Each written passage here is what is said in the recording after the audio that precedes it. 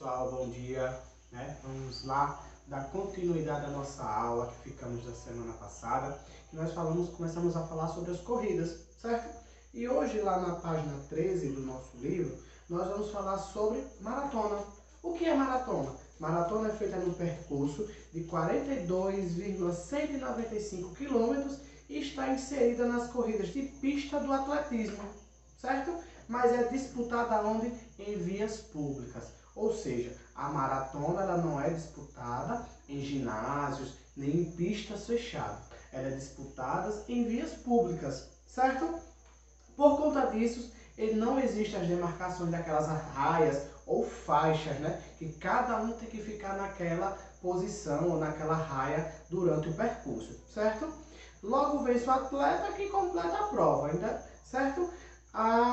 Essa prova exige do competidor a resistência física, a resistência intelectual, visto que a estratégia utilizada é decisiva para a final. Ou seja, eu vou utilizar ou da estratégia da resistência física, de como eu vou correr, de como eu vou caminhar, ou vice-versa, ou da minha estratégia intelectual. Ou seja, eu vou trabalhar a minha mente para que eu consiga vencer aquela prova. Isso vai depender da forma em que eu vou fazer para que eu possa vencer a prova lá na frente, certo?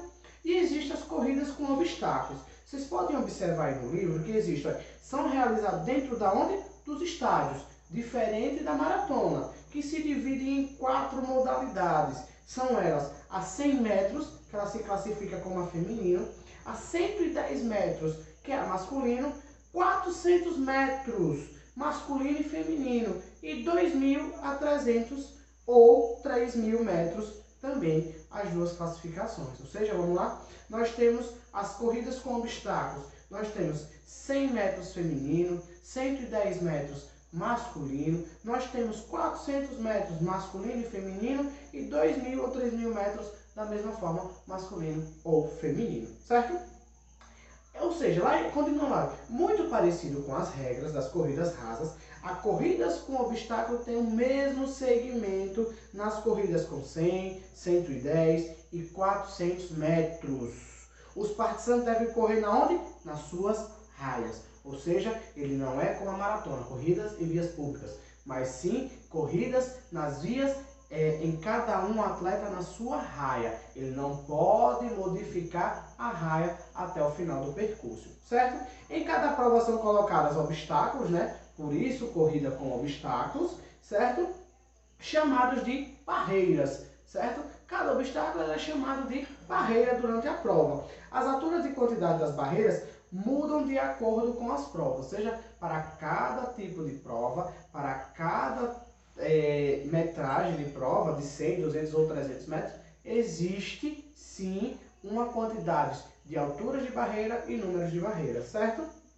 Nas provas de 2.000 e 3.000 metros, além das barreiras, também existirá um fosso com água. Vence a prova aquele atleta que cumpriu o trajeto em menor tempo, ou seja, todo o objetivo das provas de corrida são simplesmente vencer no menor tempo. Sejam eles o trabalho intelectual, sejam eles o trabalho de resistência, certo? Aí nós vamos agora para as corridas de revezamento, lá embaixo.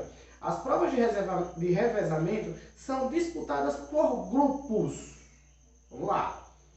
As provas de revezamento, elas são disputadas em grupos. Grupos de quantas pessoas, professor? De 4 pessoas, certo?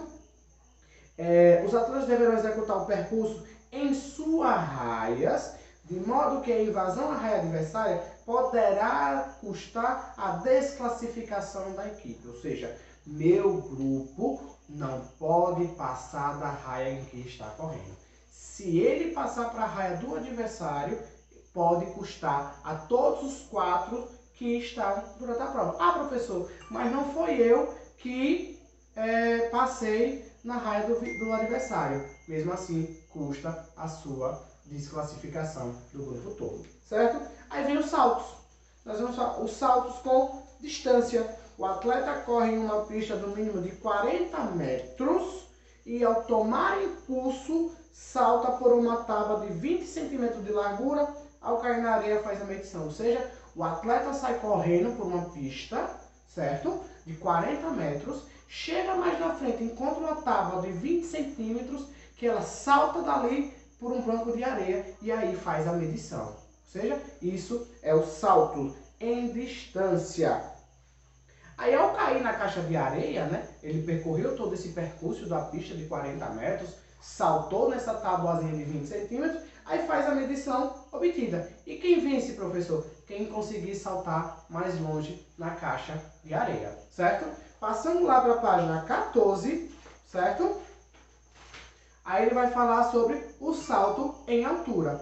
Nesta competição, o atleta percorre uma pista de no mínimo 20 metros, diferente do salto em distância, certo? Utilizando um objeto chamado vara. O atleta deverá saltar por cima do sarrafo, ou seja, de cima de que temos lá uma estruturazinha chamada sarrafo, certo? Que é uma barra horizontal colocada na altura do competidor. Deseja saltar e ela salta o sarrafo, ou seja, vai se aumentando o sarrafo, ou seja, a barra na horizontal, de acordo com o que o competidor pede. Então, eu posso pedir tal altura, aí eu vou, pulo. Aí eu tenho duas tentativas.